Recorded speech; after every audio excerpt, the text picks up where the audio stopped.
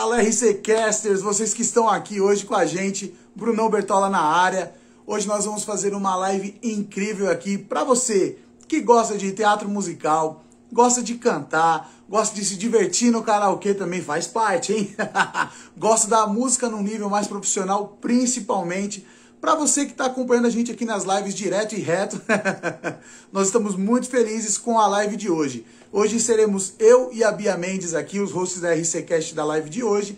Nós vamos chamar ninguém mais, ninguém menos que um cara incrível chamado Rafael Vilar. O cara é fera, galera. O cara é simplesmente coach vocal, produtor da Hairspray, diretor de arte.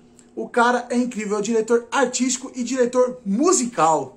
É show de bola, é show de bola. Vou estar chamando a Bia Mendes aqui pra gente estar fazendo a live junto. E assim que ela entrar, a gente já vai chamar o Rafael, que já entrou, já tá vendo a live, né, Rafa? Já vou chamar você também, hein? Vamos lá, chamando a Bia agora. Cadê? Bia Mendes. Tá chamando, tá chamando. Fala, Bia! Tudo bem? Tudo bem? Beleza? Tá empolgada pra live de hoje? Sim, já estou super ansiosa com as feitas. Só esperando para conversar com o Rafael, né? Gosta de cantar? Gosta de cantar?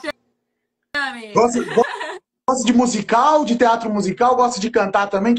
Dessas duas coisas, o que mais você gosta? Eu acho que eu gosto de cantar. Ainda mais É, gritando, assim. Em casa eu canto gritando. faz parte, faz parte. Vou Nossa, chamar o Rafael agora para a gente poder entrar nesse mundo aí do teatro musical, junto com o coach vocal, para a gente ter uma noção do que é esse trabalho fantástico que ele vem fazendo aí. Vamos chamar ele então? vamos, que eu tô ansiosa já. Chamando o Rafael agora para participar com a gente, galera. Você que está entrando aí na live, que está com a gente acompanhando, pode fazer pergunta a qualquer momento. A gente vai ser. Ô, E Rafa, aí, tudo bem? gente, tudo bem? Tudo bem. E você, como é que você Tudo tá? jóia, tudo ótimo. Tô feliz de estar aqui com vocês. Pô, cara, obrigado. Felicidade é nossa aqui também. Eu gosto do Rafa, porque o Rafa tem uma vibe tão pra cima, né, cara? Ô, galera, ó, deixa a live, ó. Legal Rafa, como é demais. que tá seu dia hoje? Tudo tranquilo por aí? Tudo jóia. Já dei bastante aula hoje e agora estamos aqui com vocês. Pô, que legal, Rafa. Rafa, obrigado por estar aqui na live com a gente. A gente vai encher você de pergunta, mas Assim que é bom. sinta-se à vontade. Assim que é bom, né? Mas sinta-se à vontade também para contar suas histórias, falar as coisas que você acha legal, que você quer dar dica aí também. Mas vamos começar com aquela perguntinha. Olá, Rafael. A casa é sua. Vamos começar com aquela perguntinha cabal, aquela que sempre tem que ter nas lives. Rafa, o que te levou para esse caminho de ser um coach vocal, de mexer com o teatro musical, de chegar, enfim, a produzir até o Hairspray, que a gente estava dando uma olhada nas listas do que você faz. O que te incentivou a correr atrás desse sonho, cara? Foi de família? Você teve essa veia artística já vindo com uma, vamos dizer assim, uma veia hereditária, né? Quando a gente cresce na família que tem? Ou você simplesmente olhou e falou, cara, isso aqui é o meu caminho, é diferente do que minha família segue, vou tentar isso aqui. Conta um pouquinho pra gente como é que chegou aí. Então, na verdade, eu sou de Brasília, né? Não, nem sou aqui de São Paulo. Eu já moro aqui em São Paulo há 18 anos. Então, Legal. já tô quase mais paulista que brasiliense. É Mas verdade. quando eu tinha, sei lá, uns 10, 12 anos, eu encontrei um DVD. Não era DVD ainda, era um negócio que eu acho que nem existe mais. Eram uns videolasers, assim, uns Tipo um bolachão. Só LP? que é tipo um LP, só que ele tocava vídeo tipo um DVD, Ah, que entendeu? Veio antes do legal. CD. É, na casa de um tio meu, e esse vídeo era uma coletânea de músicas do Andrew Lloyd Webber, né? Que é um dos grandes Nossa, compositores de musicais aí. E eu fiquei muito impressionado com aquilo. Eu gostei daquilo imagina. demais. Tinha umas coisas de Fantasma da Ópera. Na época ainda era o que era mais difundido no Brasil, né? Meus pais não, tipo, sempre teve música em casa. Meu pai toca violão e tal, Ah, que mas legal. ninguém é artista não. E aí eu decidi, tipo, fiquei com isso na cabeça e encontrei, depois de alguns anos, eu encontrei um instituto lá em Brasília que fazia alguns musicais, trechos de musicais, né? E aí eu corri para lá, fui fazer parte, comecei a me interessar por isso. Depois a gente fui, né, tipo, a gente foi crescendo mais e tal, a gente criou uma associação para trabalhar com musicais lá em Brasília, mas aí depois não teve jeito e eu, né, enfim, a ideia era fomentar o teatro musical em Brasília, mas a gente foi entendendo que do ponto de vista de mercado, muito difícil, né, você fazer isso acontecer nesse eixo fora do Rio e São Paulo. Hoje, alguns anos depois, muitos anos depois, já tem mais coisa acontecendo fora daqui do Rio e São Paulo. Mas na época não tinha, então eu acabei vindo para São Paulo para seguir esse sonho assim de trabalhar com teatro musical. Eu queria ser ator, né? Quando eu vim para cá, eu queria trabalhar nos palcos. Mas é muito interessante, tipo, não rolou do começo. Eu fiz um monte de audição quando eu vim para cá. E aí, não conseguia passar em nenhuma, mas eu já dava aula em Brasília, então, enfim, como eu queria ficar aqui, eu dei um jeito de começar a dar aula aqui também, e os meus alunos começaram a passar nos musicais. Então, foi o que conseguiu me segurar aqui, né? E aí eu só fui fazer musical mesmo. Eu cheguei em São Paulo em 2007, eu só fui fazer em 2011. Eu fiz o primeiro Evita que teve lá do Jorge Tacla. Então, foi quando eu entrei mesmo para fazer um show. Mas nessa época, meu mundo já era dar aula e desenvolver técnica e tudo. Então, foi muito legal participar do show. Fiz o Evita, fiz My Fair Lady, fiz alguns, assim. Mas aí, no fim das contas, eu acabei ficando mais para a parte de coach e de diretor mesmo, que é o que eu me apaixonei. Cara, que legal. É importante a galera ouvir você falando da trajetória, porque às vezes tem gente que consegue vir e emplacar de primeira.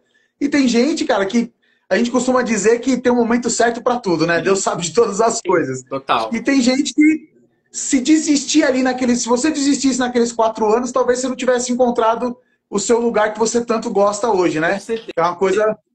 E você tem um talento incrível. Eu tava vendo uns vídeos seus explicando pra galera como cantar, aonde segurar. Eu falei, cara, dá pra perceber que ele entende.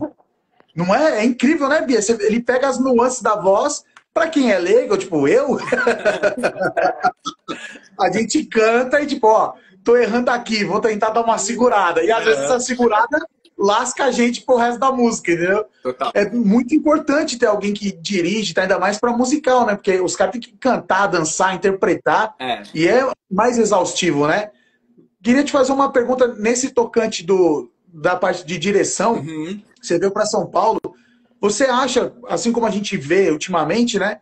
São Paulo é como se fosse o canal de exportação para as artes, né? Para o restante do Brasil, né? Sim.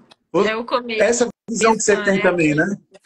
Na real, assim, ele só não exporta mais, eu acho, que o mercado acaba sendo aqui, né? Sim. Então, acaba sendo um centro de atração. As pessoas vêm para cá, né? Então, eu conheço, por exemplo, eu já fui dar muito curso em Belém do Pará, por exemplo, e assim, Belém é um celeiro absurdo de talento, de voz, de tudo.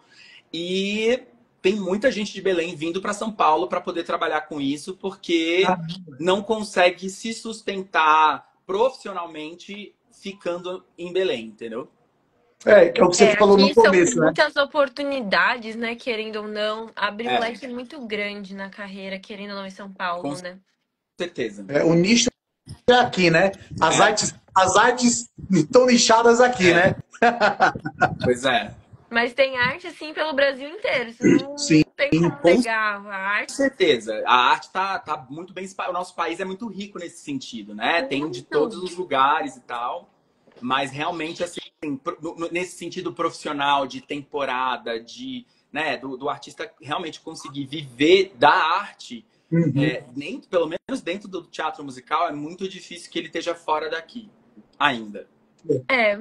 Muitas áreas, assim, acho que são difíceis fora de São Paulo, mas se tudo der certo, né, vai se expandir cada vez mais pelo Brasil inteiro, vai ser muito conhecido por todas as partes do Brasil.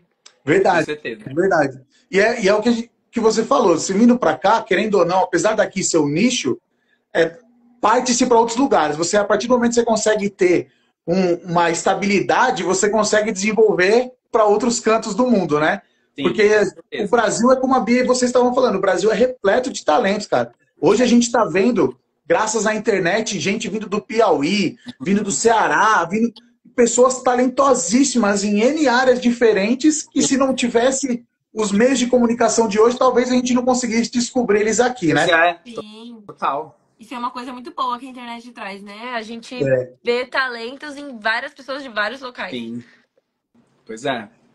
E o que você tem para perguntar para ele hoje aí, Bia? Fica à vontade, hein? Hoje, Eu ia hoje te o Rafa é perguntar. nosso. Sim, manda ver. Eu ia te perguntar como foi a sua primeira experiência com musical. Então, a minha primeira experiência num musical profissional foi em 2011, né? Quando eu fiz o Evita, e foi muito especial. Inclusive tem uma história interessante porque o Evita, em tese, não é um musical que tem muita dança. Mas Certo. nessa montagem de 2011, inclusive na que teve depois também, eles também fizeram com bastante, com uma parte de dança muito bacana. E eu era ensemble só, eu não era ensemble, não sei, para todo mundo que conhece, né? É a pessoa que faz parte do coro, né? Às vezes a pessoa ela Legal. faz parte do coro e é substituto de alguns protagonistas, mas no meu caso, eu só fazia parte do coro mesmo. E aí chegou no primeiro dia de ensaio e a coreógrafa falou: vamos aprender aqui essa coreô e tal. Eu, eita, mas eu vou ter que dançar. E não é que eu não dançava nem nada, eu já até tinha uma experiência, já tinha feito aula e tal, não sei o quê, mas de fato o meu forte não era a dança, né? E aí ela me viu com essa cara de desespero. E aí ela falou, ela falou, vai aprendendo, e aí depois a gente vê, né? E aí foi muito interessante porque ela pediu isso para praticamente todas as pessoas do elenco. E eu fui ficando nas coreografias. Então, na hora que tem uma hora que você só aprende, eles estão testando e tal, que não sei o quê, mas chega um momento em que, então, agora a gente vai fechar quem que de fato vai ficar nessa coreografia aqui. E eu acabei ficando em praticamente todas as coreografias do show. Caramba, que legal! Então foi um negócio assim muito bacana, porque eu tinha uma crença de que eu achava que eu não conseguia dançar ou não poderia dançar. E tava eu lá no meio dos bailarinos dançando e fiquei muito realizado, fiquei muito feliz, né? Uma conquista. Agora era desesperador, porque às vezes ela enfim, a Tânia Nardini, né? Um beijo pra ela, que eu amo de paixão, assim. Ela pra deixar o show vivo, depois que passam uns 2 meses da estreia, as pessoas começam a ficar um pouco mais acostumadas com o show e tal, e aí ela sempre vinha, a gente tinha alguns ensaios de manutenção, e aí ela mudava alguns passos de algumas coreografias. Legal. E aí ela mudava, tal, a gente aprendia, e ela falava, bom, podemos já fazer isso no show hoje à noite? A gente fazia no quinta-feira à tarde, né? Então ela já queria começar no mesmo dia. E aí nesse dia eu não jantava, porque a galera, pode, não sei o quê. A galera ia jantar e eu ficava treinando a mudança, porque pra mim não era tão rápido, assim, pegar as coisas todas, né? Mas era um desafio gostoso, assim, foi muito bacana. É gostoso. Caramba, que legal! Desafios, né? A gente fica assim, não, eu preciso dar o meu melhor, eu vou mostrar que o meu melhor é o melhor Total, mesmo. imagina, porque só o pensamento de errar um passo, e isso acaba aparecendo, né? Porque no meio de todo mundo tá acertando e você erra, então assim, desespero, e isso é um pesadelo recorrente no meio dos artistas, né? Tem isso, É de verdade, sonhar imagina. que a gente tá no palco e tá fazendo tudo errado, ou não sabe o texto, ou não sabe o que fazer. Então, imagina, eu não queria chegar nem perto disso, então eu treinava bastante. E deu resultado, né, cara? Você é tipo o Michael Jordan dos musicais. Porque Nossa! Michael Jordan tem uma história que ele contava que a galera ia pra casa e ele ficava sozinho treinando 300 arremessos, cara, toda noite. Olha aí. Ele tinha que acertar os 300 arremessos, senão não tava bom pra ele. Que é a mesma coisa. Cara, eu não consigo na mesma velocidade que os outros, então peraí. Deixa eu me focar aqui, deixa eu fazer na minha velocidade, mas eu vou conseguir. E eu vejo, eu tava dando uma sapeada no seu Insta, cara, que tem bastante coisa legal. Eu vejo que você faz com amor mesmo, cara. É muito bacana. Dá pra ver carinho no trabalho. Isso, inclusive, me lembra uma pergunta que eu ouço muito das pessoas, né? Que é, poxa, eu adoro cantar. Todo mundo pode cantar. E assim, o que eu tenho de história de que isso é a maior verdade, de que todo mundo pode cantar, é muito claro isso. De gente que, por exemplo, era... No começo, né, na época que os musicais, no começo dessa era nova de musicais que começou aqui em São Paulo, os elencos eram muito divididos entre bailarinos e cantores. E aí os bailarinos começaram a querer galgar essas possibilidades de estar cantando, de ter um pouco mais de destaque, não ficar só dançando, né, e tal. E aí muitos bailarinos vinham fazer aula de canto e depois de um tempo, vários desses hoje são protagonistas, cantam como solistas, etc. Então, assim, voz é que nem músculo. Se você treina, você consegue sim cantar. Então, eu não posso te garantir que você vai ser uma Whitney Houston. Aí tem algo que você nasce com isso. Mas com certeza, cantar e cantar bem é super possível. Não, e é muito importante ouvir isso de um profissional, cara, porque é o que você falou, a galera, às vezes, é claro que a gente conhece muitos artistas que eles são completos numa área só, eles escolheram fazer ali, são completíssimos. Mas essa gama de opções de variedade que o artista tem, ele conseguir alcançar uma outra área, para ele é fabuloso, porque ele acaba vendo que ele não tem um limite, né? Pô, às vezes a pessoa fala, pô, é igual eu com dança, cara. Eu com dança eu pareço o Joey do Friends. É só o braço que mexe e tá sossegado. Eu sou igual. Mas eu acho que eu era esse também. Eu fui descobrir que na hora de se jogar, você de repente... No quarto, sozinho no quarto, de vez em quando sai um passinho, mas... Na frente dos outros, cara... Total. Na frente dos outros é complicado. Você falou, o treino, assim, quando você vai ver, tá saindo perfeita a dança, né? Total. Pois é. O treino faz diferença. Eu queria te fazer uma pergunta relacionada à parte de direção artística, para a galera entender um pouco mais. Quais são as funções de um diretor artístico num teatro musical? O que você toma conta lá? Você dirige tudo? É um contexto geral? Ou é dividido em algumas sessões entre outros diretores? A equipe criativa do musical, ela é composta de algumas pessoas, né? Então, você tem o diretor cênico, que cuida mais da parte de cena e de encenação. Às vezes, você tem um diretor de atores também, que vai trabalhar mais a atuação das pessoas. A gente vê menos essa figura hoje, o que eu acho um absurdo, porque é muito importante as pessoas terem o ator ter o direcionamento, né? Mais focado, não só... O olhar do diretor não está só para a encenação como um todo, para o produto final, mas o que está movimentando aquele personagem, né? Então a gente tem essa parte de direção cênica que pode estar direcionada ao ator ou só à encenação. A gente tem um coreógrafo que também, ou o diretor de movimento, que também é uma pessoa que é tão criativa quanto, né? E tem o diretor musical. No caso do teatro musical, você tem geralmente um diretor musical que é responsável pela concepção do show. Então, a gente às vezes acha que diretor musical é só o maestro que está ali no fosso regendo. E, na verdade, não é isso. Inclusive, na Broadway, raramente né? O regente na Broadway, ele é um membro da orquestra. Então, ele às vezes pode ser um assistente de direção musical e tal, mas geralmente o diretor musical, ele concebe o show musicalmente. Legal. Seja um show que você está pegando uma partitura que já existe para você fazer essa música existir, ou um show que está sendo criado ali, né, com as músicas. Geralmente, aí, às vezes, o compositor é diferente do diretor, às vezes o compositor e o diretor são a mesma pessoa.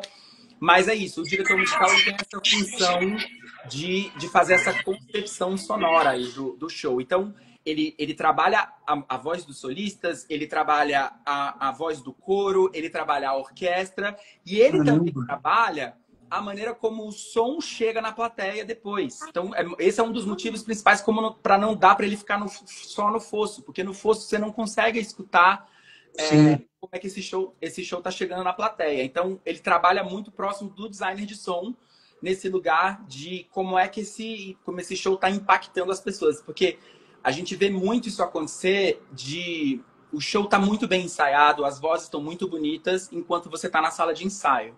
Mas na hora que você enfia o microfone em todo mundo, você pode perder o show inteiro nesse sentido, né? Porque isso é uma arte à parte do designer de som, de fazer aquele som que você tem bem construído na sala de ensaio existir para que a plateia receba a mesma coisa. Né? E é uma coisa que ninguém imagina, né? Nunca imaginei. É um time enorme. E aí, na maioria dos musicais que eu dirigi, eu fui o diretor musical. Eu trabalhei mais nessa parte da música, do show. É muito legal explicar pra galera como funciona, porque eu vejo que, com a tecnologia hoje em dia, muito da área do teatro físico, em alguns lugares, fica um pouco defasada. A galera acaba não indo, porque vai assistir depois, vê de uma outra forma... E não tem noção, cara, do esforço que é empregado, tanto individualmente quanto em coletivo, né? Porque é o que você falou. São diretores de cena, é diretor artístico, é diretor de voz, maestro, tem que ver a sonorização, como é que tá no ambiente. Às vezes a primeira fileira tá escutando tudo, a última não tá escutando nada. Total. Se você não total. tiver uma resposta corporal para encenar, às vezes a galera não entende o que você tá passando. Então, é igual você falou do diretor do ator, que direciona o ator. Isso também eu concordo, é muito importante, porque às vezes o ator ele é ótimo, mas ele tá tendo alguma dificuldade que ele não está sentindo, ele não consegue sentir, Ele não tá mas vendo o de diretor fora, tá né? vendo. Tá É, fora. sabe? É uma diferença muito grande, né, cara? Então, tipo, é muito bacana saber que tem tantas coisas para fazer, né? E é isso, né? O americano, né? A gente sempre recorre ao padrão americano, porque não dá pra gente negar que essa estética, essa logística toda, ela nasceu nos Estados Unidos, Sim. né? E tem vários motivos. A gente até pode entrar nisso em questão de voz e tudo. Essa talvez seja a minha maior pesquisa em relação à voz, assim. Eu só descobri isso mesmo depois que eu fui pra lá, estudei um pouco lá e tal. Mas é isso. Eles começaram a entender desde a década de 50 que cada vez mais as pessoas estão indo para o teatro para buscar sentir e se identificar com emoções que são cada vez mais profundas, mais complexas, né? Então hoje, em tempos de streaming, de tudo, para você tirar a bunda do sofá e ir para o teatro, cada vez vai ficando mais difícil. As pessoas se acostumaram a estar em casa, ainda mais com pandemia e tudo. Então virou um grande luxo, às vezes, você ir ali, sentar ali e ter essa experiência de ver a pessoa vivendo aquela situação na tua frente ali, né? E você mergulhar dentro da história. Então, existe toda uma mágica, uma mística em torno dessa coisa do teatro que muita gente está perdendo a chance de experimentar por conta da tecnologia, né? Então, a gente estuda muito como que a gente pode fomentar mais as pessoas a irem para o teatro para poder ter uma experiência que é muito diferente do que assistir isso numa tela de TV, né? Do tipo, às vezes, assim, eu acho que se é a única forma da pessoa ter acesso, então massa, vamos colocar na TV mesmo para que as pessoas possam experimentar aquilo de alguma maneira. Mas o ao vivo é uma experiência ímpar, assim, é muito diferente. Coisa, né? Total. Mais impactante, né? Para mim, o cinema ele é como se fosse você assistir algo em 4D. Sim. Você não sabe de onde vem o som, às vezes a sonoplastia te pega de surpresa. Sim. É muito louco, você fica imerso, é o que você falou, você fica imerso mesmo. E a reação do público também. Às vezes tem algumas cenas no teatro que todo mundo age junto, ou que o teatro interage com o público e é totalmente diferente de você estar assistindo em casa, assim. Exato. Tem uma coisa muito interessante. No Hairspray, a gente tinha uma cena que o Ivan Parente, né, que fazia o Corny Collins, estava falando com a Velma, né, que era a nossa vilã ali, né, que é maravilhosamente feita pela Liane Maia, maravilhosa. E aí ela fala assim, eu sou a produtora do show, eu mando em tudo. E aí ele fala pra ela, mas será que não tá na hora da gente mudar isso também? E aí ficava um pequeno silêncio antes deles continuarem. Nesse silêncio era muito legal, porque eu tava ali no fosso, então eu ouvia uma reação. Às vezes não tinha barulho. Às vezes tinha uns alguma coisa. Mas às vezes nem tinha barulho e você sentia uma tensão, assim, das pessoas. Então essa troca da plateia realmente é uma coisa muito interessante, assim, né? Que de alguma maneira conduz o espetáculo também. Sim. Imagina, é incrível. Pode falar, Bia, fica à vontade. Eu ia falar que perguntaram aqui, Rafael, como foi o apoio da sua família na sua trajetória artística? Essa pergunta é boa. No começo não foi bom, não. E não foi bom em vários aspectos. Eu lembro de cantar no chuveiro e treinar muito. Eu treinava e cantava sem parar no chuveiro. As pessoas hoje me encontram aí e falam, pô, você não quer cantar e tal? E aí eu sempre falo assim, gente, eu trabalho cantando, tipo, pelo menos 10 horas todos os dias. Então, o que eu quero na hora de relaxar é não cantar de jeito nenhum. Mas nessa época, eu cantava muito, e no chuveiro e tal. E eu lembro de meus pais, meus irmãos batendo na porta, para, chega, não sei o que é. E meus pais ficaram muito assustados na época que eu decidi mudar para São Paulo. Foi uma decisão minha. Eu estava no 8º semestre de Direito na UNB. Nossa! Né? Eu amava muito fazer o curso, amei muito fazer. Mas assim, eu tinha entendido naquele momento que era o momento de eu romper com isso e vir para cá. Era naquele momento que eu tinha que fazer isso. Então, eles não gostaram nem um pouco, né, da minha atitude na época, muito preocupados com essa história de estabilidade e tudo, né? Vem Sim. de uma cabeça ainda muito de baby boomer, assim, de que tem que, né, seus testes ser engenheiro médico, advogado e tal, que não sei o quê. Então, na cabeça deles, eu sou o filho mais velho, então eu tava, tipo, já encaminhado na vida, tava fazendo um curso numa federal e tal. E romper, eu tive que juntar muita coragem para fazer isso. Imagina. Mas Estava aí, bem próximo de completar, né? pois é. E aí, logo depois que eu vim para cá, eles ainda meio ressabiados, assim, mas aí começaram a me dar mais força e tal. Ah, legal. Eu lembro que eu tava aqui e teve o primeiro inverno que eu peguei aqui em São Paulo, fez 10 graus, sei lá, em maio, assim, tava tipo muito. Pra um brasiliense, naquela época, isso era muito. E aí eu tava, tipo, com um lençolzinho, assim, do tipo, morrendo de frio. Eu liguei pra minha mãe meio chorando, assim, falei, tô com frio. Ela, menino, você tá louco? Pega o cartão aí, meu, e compra lá um edredom, não sei o que, desce aí. Eu morava na Consolação, que tem até hoje umas pernambucanas ali Sei. na Consolação, na Paulista. Ela, vai na loja e compra o edredom e tal. Então eles foram dando um jeito de ser mais apoiadores e tal, não sei o que. E hoje eles super apoiam, vêm sempre para assistir as coisas que a gente faz e tal. Então, depois esse apoio veio, assim, né? Mas essa coisa de mudança de pensamento mesmo, e que às vezes você tem que protagonizar isso, né? Chega esse momento que Tem você... que bater o pé e falar, eu vou. Exato. Que você é só filho e você acha que seus pais estão sempre cheios de razão, e às vezes você é o responsável por fazer uma mudança na cabeça de uma galera. Sim. Né? Sim. Totalmente. Seguindo sua intuição de que aquilo você tinha que fazer e pronto, né? É verdade. Você tá com quantos anos hoje, Rafa? Tenho 42. Cara, não parece. Passa a receita do formal aí, meu. Tá em dia o skincare, né? Rapaz, tá com cara de 29, cara, 28. Valeu. Rapaz, ótimo. Vou começar a fazer um teatro musical, alguma coisa assim. Você falou do direito, Rafa. Você já pensou, baseado nessa premissa do direito, né?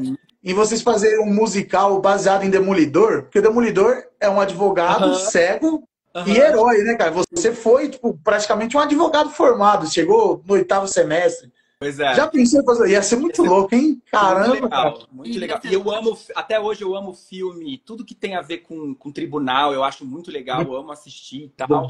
Então tinha que ter, né? No Legally Blonde você tem um pedaço da peça inteiro, que é a cena do julgamento lá, e que rola isso. Sim. Mas é um pedacinho da peça, né? Eu acho que se fosse um só sobre direito, algum caso assim muito... Ia ser muito bom, né, cara? Ia ser muito legal. Tem uma outra peça que chama Parade, é um musical escrito pelo Jason Robert Brown, maravilhoso também, conta a história de um judeu acusado de abusar sexualmente de uma menina. Ele é inocente e tem todo o lance dele provar a inocência dele, e ele também se passa uma parte em tribunal também. É bem interessante. Caramba, meu, isso daí no musical ia ficar legal, hein? Sim, é muito legal. Ia trazer muitas nuances de tensão, né? Eu ia falar isso, muita atenção, né? Pois é. Nossa, muito legal. Eu iria assistir. Com certeza, cara. Bia, pode mandar bala nas suas perguntas aí. Vamos rechear o Rafa aqui hoje. Aproveitar esse talento aqui pra gente descobrir tudo que faz. E quantas foram as primeiras peças, assim, nos primeiros anos de São Paulo? Quantas peças você fez? Legal. Olha, nossa, essa eu nunca parei para contar, sabia? Mas assim, pelo menos uma por ano, assim, eu consegui fazer, né? Ou estando no elenco, ou como preparador vocal, ou como diretor musical.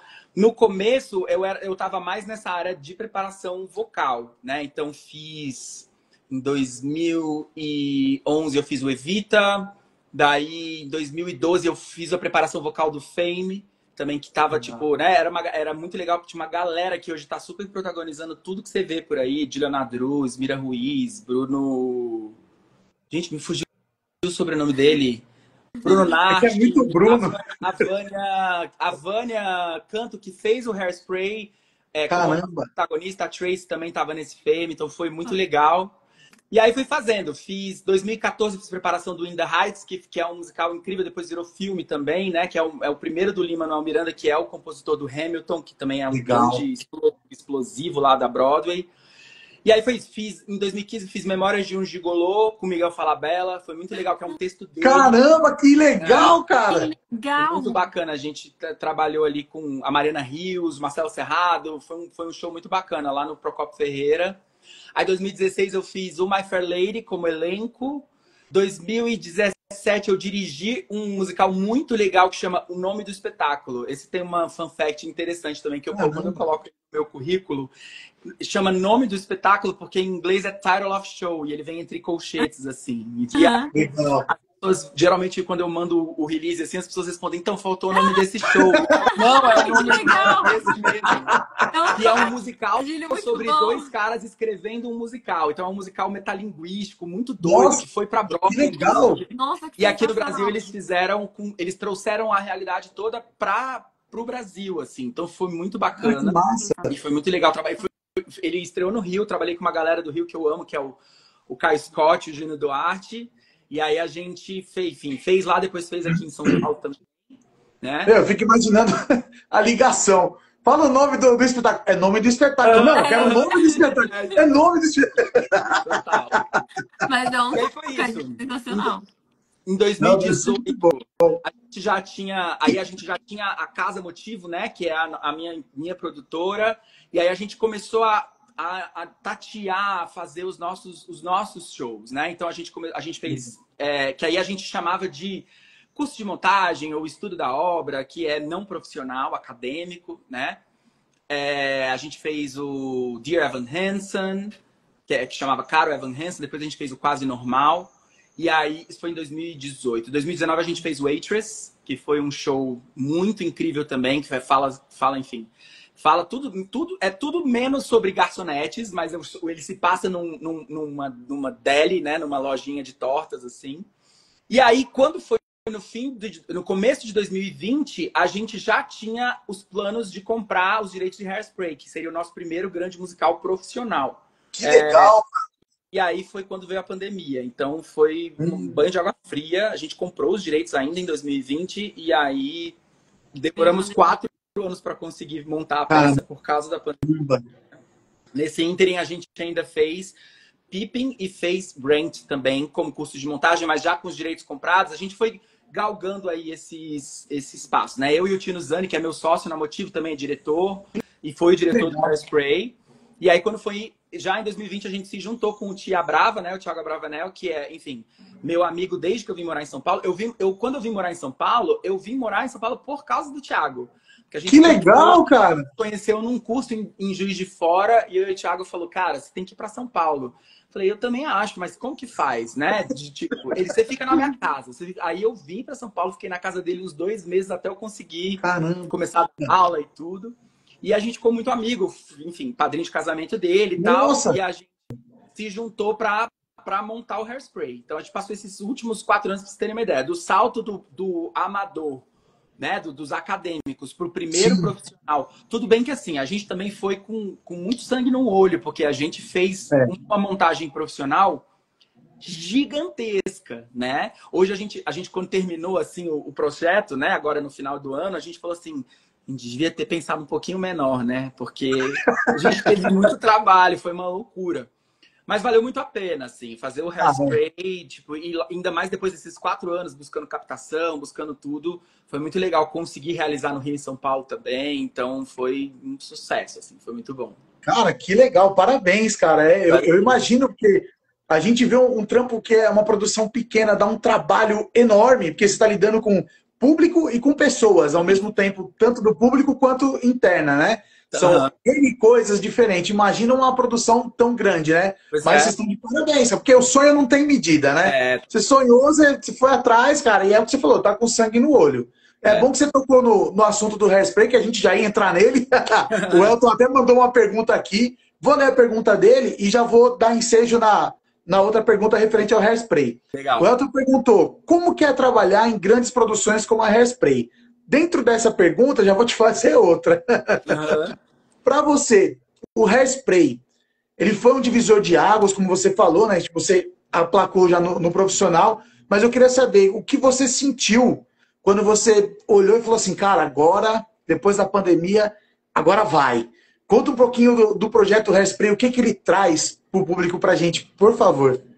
Então, a gente tinha a impressão, a gente conhece muito do mercado, conhece muito de tudo, como as coisas funcionam. E baseado nos conhecimentos que a gente tinha, a gente jurava que ia ser mais fácil. A gente já sabia que não ia ser fácil, mas a gente achava que ia ser mais fácil captar para um show que tinha o Thiago Abravanel como produtor e como protagonista, né? Sim, faz sentido, faz sentido. Foi um grande engano. Por mais que isso abrisse muitas portas, inclusive assim, abrir as portas para pelo menos a gente poder mostrar o projeto para as empresas Sim. e tal, foi muito difícil a gente conseguir captar. Tanto que a gente, quando chegou mais ou menos em junho de 2023, a gente falou assim, cara, bom, a pandemia acabou, ainda assim, tá muito difícil a gente captar. E tem um jogo muito difícil aí que é o patrocinador, ele quer saber em qual teatro vai ser o teatro quer saber quem é o patrocinador. E nessa brincadeira, se não tiver alguém que acredita em você com o olho meio fechado, você não consegue começar, né? Então, a gente combinou uma coisa, éramos em 4 sócios, né? Somos em 4 sócios para produzir coisas desse porte. Então, eu e o Tino, que já somos da Motivo, né? O Thiago e a Antônia Prado, que é do Rio de Janeiro, uma grande diretora lá da Globo, mas também uma grande entusiasta dos musicais, fez o Prêmio Reverência de musical e tal. Nossa, que legal! De muito tempo, então nos juntamos os 4 para fazer. Aí, em junho de 2023, a gente se sentou junto e combinou o seguinte, que se até o final de agosto de 2023 não saísse nenhum patrocínio, a gente ia desistir da ideia. Porque a gente estava gastando muito tempo, muita energia com isso, e a gente não estava vendo nenhuma possibilidade de retorno, né? Uhum. E aí, quando foi no dia 30 de agosto, um dia antes do mês acabar, a gente recebeu a primeira resposta da Vivo. Em cima, na risca ali, cara. Deus é muito bom, cara. E aí, foi isso. E aí é muito louco, como também aí nessa sensação, aí veio, acho que nesse dia, veio a primeira sensação do cara, pode ser que role, vamos aí, vamos pegar esse último fôlego e vamos continuar brigando por isso, para fazer isso acontecer. E aí foram entrando alguns outros patrocinadores, e aí a gente conseguiu lá para setembro, outubro, eu acho, o nosso patrocínio, né, o nosso apresenta, que foi a Brasil Prev, que também, enfim, apoiou a gente, acreditou na gente de uma forma muito bacana, porque colocou uma quantidade significativa de dinheiro. Foi quando a gente, de fato, entendeu que o musical ia acontecer e ia acontecer logo, né? Então, a partir de novembro de 2023, a minha vida virou. E aí foi em janeiro, rolou as audições do TikTok, que a gente fez porque a gente queria dar oportunidade, mais visibilidade para as atrizes gordas, porque a Tracy, ela é uma protagonista gorda, e ela precisava, né, geralmente as atrizes não têm esse destaque, então a gente pensou, cara, a gente vai ter que selecionar no máximo 2 atrizes para fazer esse personagem. Então, se a gente conseguir fazer as audições de uma maneira mais aberta, com mais visibilidade para o público, mais atrizes, mesmo que não façam o espetáculo, vão conseguir ter visibilidade, vão conseguir vão conseguir ter acesso ao tamanho do talento que essas atrizes maravilhosas. Então, a gente fez as audições no TikTok em janeiro, fizemos as audições presenciais em março, em maio a gente começou a ensaiar, em junho, comecinho de julho, a gente estreou no Rio de Janeiro. Foi uma grande loucura também, isso por conta de pauta. Caramba. A gente acabou tendo que ensaiar o show e viajar com o show. Isso geralmente não acontece.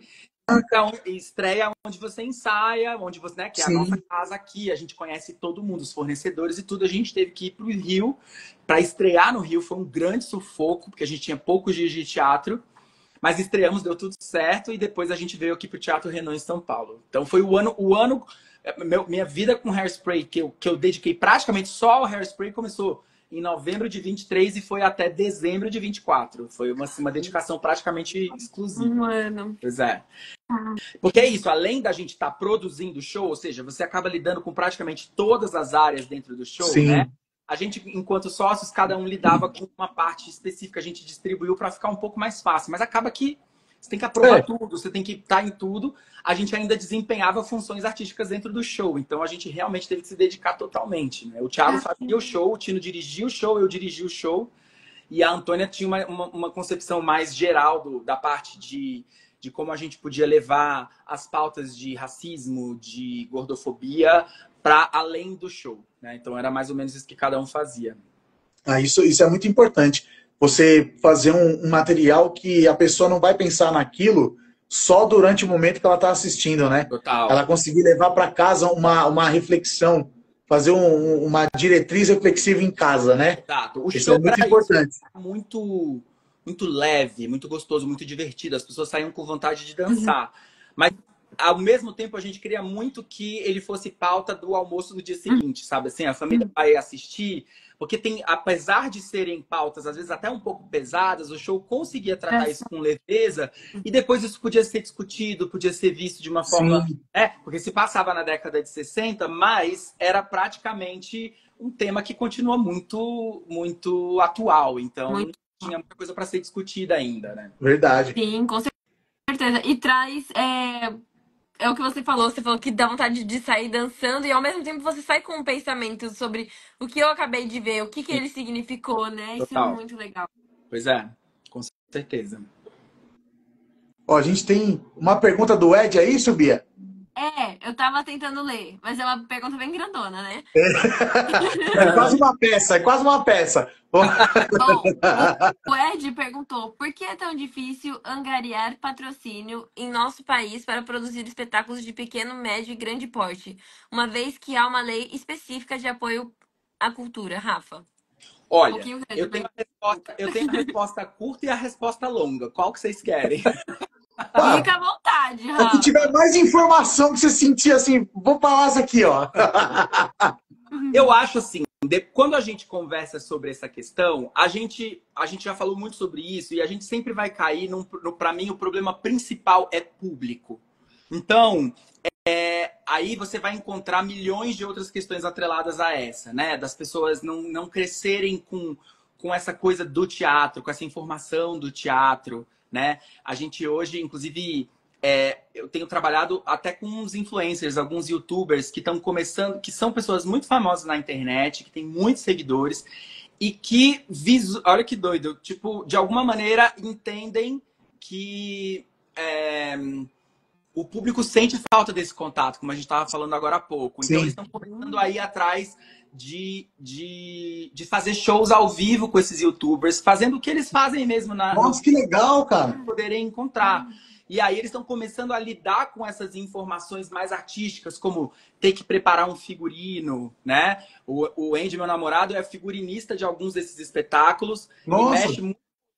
E aí é muito engraçado, porque às vezes as pessoas não sabem o que é um figurino, não sabem o que é um coreógrafo, porque não estão muito acostumados a lidar com isso. Os próprios influencers às vezes não sabem. Então, alguns desses shows, inclusive, às vezes eles fazem no teatro e tem gente que deixa de ir porque, pô, teatro, não sei como é, não conheço e tal. Então, essa coisa do público, para mim, é o grande problema. E no lance da lei, tem uma questão que lei incentivo fiscal, né? Então, a empresa, e não é só a empresa, tá, gente? É muito importante saber que pessoa física também pode. Qualquer pessoa que legal. pode destinar de 4 a 6%, depende da categoria, do seu imposto de renda para um projeto artístico. A única questão é que você tem que fazer isso no ano anterior à sua declaração.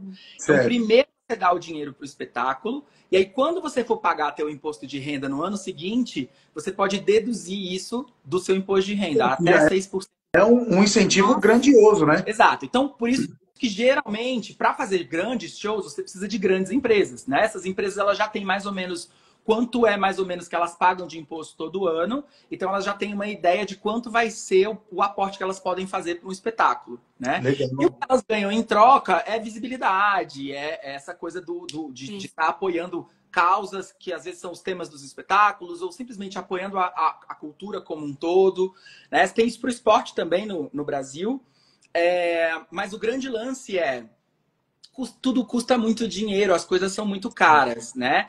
E na hora que a cultura da empresa, nesse sentido, é uma cultura de eu vou auxiliar a cultura até o quanto que eu posso deduzir do meu imposto. Então, existe uma mentalidade aí que pode ser mais expandida no lugar do marketing. Uma produtora, esses dias estava conversando com a gente e ia fazer um evento de uma marca grande. E aí a marca virou para ele e falou assim, puxa, era um evento de um dia. E aí a marca falou assim, puxa, a gente só tem 7 milhões para esse evento. Então, na cabeça da empresa, 7 milhões para investir no marketing da empresa, era um evento de marketing, né? Ou seja, para promover a empresa, é um dinheiro pequeno. Mas a gente conseguiu fazer uma temporada, a gente conseguiu manter empregados diretamente quase 150 pessoas e mais de 500 pessoas indiretamente por 8 meses, ou seja, quase um ano. E a nossa verba de incentivo fiscal que a gente recebeu foi 8 milhões de reais. Cara, então, assim, é discrepante. Como pode para um dia 7 milhões ser pouco e para fazer um espetáculo desse tamanho, pagando todo mundo, a gente só ter 8 milhões, entendeu? Então, é isso. Ainda mais assim, se você quer entregar qualidade para que as pessoas possam de fato se identificar com a história, etc., você vai ter que investir num bom cenário, você vai ter que investir num bom equipamento, num bom figurino, né? Sim, figurino, exatamente. Cara, é muito importante você falar isso, porque eu vejo assim, essa premissa dos YouTubers de vocês fazerem junto, na minha visão, que eu não entendo nada, mas vou falar a minha visão. Na minha visão, acho que vai até ajudar um pouquinho a trazer mais do marketing, porque os YouTubers, muitos deles vivem de marketing externo. A galera contrata eles, eles fazem, né, dentro do canal deles, num público nichado. Isso. Talvez associando os dois, consiga se trazer o marketing da empresa. Olha, a gente vai falar da sua empresa, mas olha o rosto que está aqui na frente, ele alcança tantos milhões. Esse é o que alcança tantos. Olha os views, porque hoje em dia views é uma coisa que manda Exato. A retina do cara que investe brilha quando vê o views. Total. Tá tendo views, tô investindo. E o teatro, por ser físico, ele escapa do ramo dos views. Então, ter uma junção seria muito bom. Porque a gente vive num país que é um meio paradoxal, né? A gente tem teatro desde, sei lá, 1900 e bolinha. Teatro, até para assistir ao vivo, era em preto e branco. Então, era muito tempo. E mesmo tendo essa cultura forte de teatro, a galera não sai de casa para assistir. E eles fazem algo mesmo. Quando a gente apresenta o relatório para o patrocinador, a gente tem uma métrica boa de quantas pessoas assistiram o show e tal. Então, eles têm essa relação, esse ROI, né? Do tipo de retorno, baseado no quanto eles investiram na peça. Investiram, né? Porque eles estão tirando do imposto deles para colocar. Então, essa é a questão. Mas, enfim, em tese é um investimento e eles conseguem fazer aí uma conta de quanto... eles tiveram de exposição, de quanto eles tiveram de exposição da marca com base no que eles gastaram. E, em geral, por exemplo, eu sei dizer pelo nosso, né, que a gente estudou bem, o retorno foi excelente. Eles tiveram como uma média muito boa. Então, assim, você tem toda a razão. Eu acho que super dá para fazer né, com base nesse retorno. Cara, se você está só colocando dinheiro de incentivo, imagina se você, de repente, atrelasse sua marca a um youtuber ou alguma coisa. Porque eu sou super a favor da gente jogar com o time que está ganhando. Então, se nesse momento ele está tendo essa exposição, que ele possa ter essa exposição mandando uma mensagem bacana para as pessoas e tal. Exato. Né? Bem trabalhada, entendeu? Tipo, é muito legal ter empresas que estão associando esses youtubers e que estão preocupadas com a qualidade artística do que eles estão entregando no palco, entendeu? Então é bem bacana. Cara, é muito bom porque a gente vai mudar a perspectiva, né? Em vez do cara deduzir só o imposto, ele pode falar, pô, eu invisto 7 milhões no marketing todo ano, não custa nada eu tirar 3,5 e mandar aqui. Eu vou ter um retorno gratificante, minha marca vai ser vista. Total. Entendeu? Total, com certeza. Muito legal. É uma maneira de investir em dois quesitos, né? Exato. Porque no fim, eu acho que falta um pouco esse pensamento, que é o que a gente tinha, né? A lei Rouanet, ela é a lei do mecenato, né? Porque, na verdade, ela tem várias formas de você investir. Mas a que todo mundo usa praticamente é essa parte de mecenato. E essa palavra mecenas, ela vem dos antigos colaboradores dos artistas. Então, grandes atores, grandes músicos tinham essas pessoas ricas que eram muito fãs do trabalho, que eram conhecidos como mecenas, e eles davam dinheiro pro cara poder ser artista lá atrás, né? Então, é verdade. Essa coisa que é meio desprendida, que é do tipo assim... Eu tô patrocinando para que a arte exista, para que essa mensagem continue, né? A exposição da minha marca em si, entendeu? Mas Sim. essa cabeça aí, geralmente, ela ainda não existe muito nas empresas, não. Isso aí é uma coisa que deveria ser, na minha opinião. Com certeza, tem incentivo cultural sempre, né? Sim. Empresas sempre incentivarem. Total. A gente vê uma parte desse mecenas que você comentou, ela ainda existe, mas ela é mais no ramo de artes plásticas, artes contemporâneas físicas, e mais no exterior, que a gente vê os caras, eu gosto muito de um museu, vou dar tantos por mês para ajudar, entendeu? Aqui, é o que você falou, faz uma falta, porque antigamente tinha-se, né, as reuniões com os artistas, com os músicos, e vinham esses investidores, né, que por amor à arte ajudavam, que é o que falta hoje, na minha opinião, no Brasil, é essa cultura mais forte. A gente está tendo uma cultura muito rasa aí, se expandindo por causa da internet em si, de muitos outros aspectos, e a cultura mais intimista, que traz uma profundidade, que explica certas coisas, está ficando um pouco para trás, que é a batalha dos artistas hoje em dia, tá bem contra essa, vamos dizer assim, essa fragilização que deu na arte, né? Os Estados Unidos, eles têm uma cultura bem diferente nesse sentido. Lá, as pessoas crescem com um senso de devolução. É do tipo assim, eu tenho dinheiro, eu tenho obrigação moral de retornar. Então, você vê muito essas doações para museu, essas coisas. Os próprios investidores de musical, imagina, lá você tem... o investidor de musical lá, ele geralmente, ou ele é um grande fã, muito rico, ou ele em vez de apostar em cavalo, ele coloca dinheiro no musical. Porque é meio isso. A chance de dar errado é grande, mas se der certo, ele vai ganhar muito dinheiro. Sim. Então é assim que eles movimentam esse mercado. Tanto que um show lá, se ele não recebe boas críticas quando ele estreia, em 3 semanas eles fecham. Eles não ficam tentando, né? Porque aí é menos perda, né? Sim, então, sim. Fecha o show, não deu certo, perdemos o dinheiro, vamos para outro. Entendeu? É tipo como investir em ações, né? Ó, tô pondo X. Não deu resultado em uma semana, vamos parar que tá despencando. Vamos pisar no freio. Ô, Bia, tem mais alguma pergunta nos comentários? Tem. O Elton perguntou quais são as maiores dificuldades de dar uma mentoria para cantores que já estão em alto nível. Ótimo. Essa pergunta é boa, hein? Excelente. Eu sou um professor. Hoje eu dou aula, sei lá, 90% dos meus alunos são alunos de alto nível, assim, são protagonistas, são as pessoas que estão me procurando mais. Mas eu amo dar aula para qualquer pessoa, inclusive para pessoa que está começando do zero. Eu acho que é uma delícia também ver as evoluções e tal. Para mim, importa que essa pessoa está interessada, entendeu? Se ela está interessada, vamos junto.